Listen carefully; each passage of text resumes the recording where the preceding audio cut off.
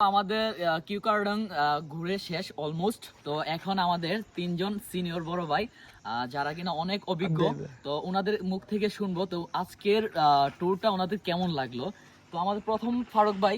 তো ফারুক ভাই, আপনি ঘুরলেন, যে আপনার কাছে ভিউ সবকিছু মিলে কেমন লাগলো? সবকিছু মিলে অসাধারণ লেগেছে।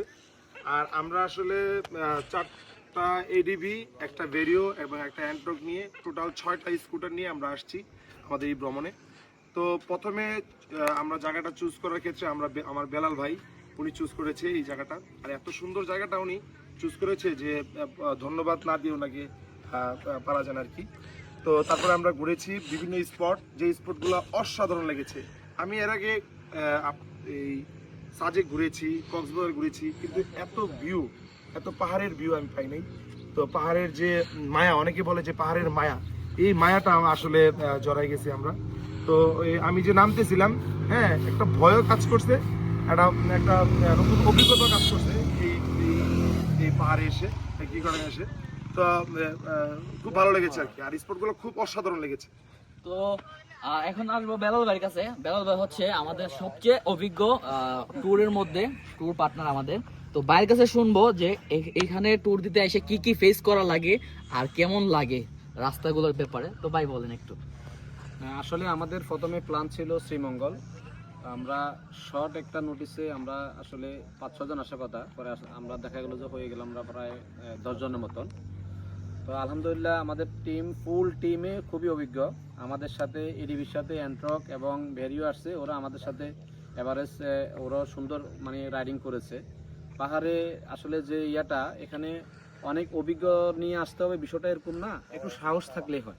আপনি যদি সাহস নিয়ে আসেন কোনো সমস্যা নাই। আর আমি এখানে আজ থেকে প্রায় 16 বছর আগে একবার আসছিলাম, তখন কিন্তু এই রাস্তাটা বগালেক থেকে কেওক্রাডং পর্যন্ত রাস্তাটা তখন এরকম ছিল না, তখন রাস্তাটা ছিল কাঁচা মাটির, তখন আমরা চাঁদের গাড়ি নিয়ে আসছিলাম। আর এখন অবশ্য কিছু রাস্তার অনেক উন্নত করা হয়েছে, রাস্তা অনেক সুন্দর এখন বগালেক থেকে কেওক্রাডং পর্যন্ত অনেক সুন্দর রাস্তা, খুবই স্মুথ। আর আরেকটা কথা বলবো, সেটা হলো আমরা যারা পর্যটক, আমরা আসলে অনেক জায়গায় গেলে অনেক কিছু আমরা মেনটেন করি না। আমরা এর আগে কেওক্রাডংয়ের এই হেলিপ্যাডে কিন্তু যাওয়া যেত, কিন্তু শুনলাম আজকে ওখানকার যারা দায়িত্বে আছেন আর্মিদের, ওরা আমার বললো যে কিছু পর্যটক ওখানে হেলিপ্যাডের কিছু লাইট চুরি করে নিয়ে গেছে, এই কারণে আজকে 1 মাস ধরে হেলিপ্যাডে কাউকে ঢুকতে দিচ্ছে না।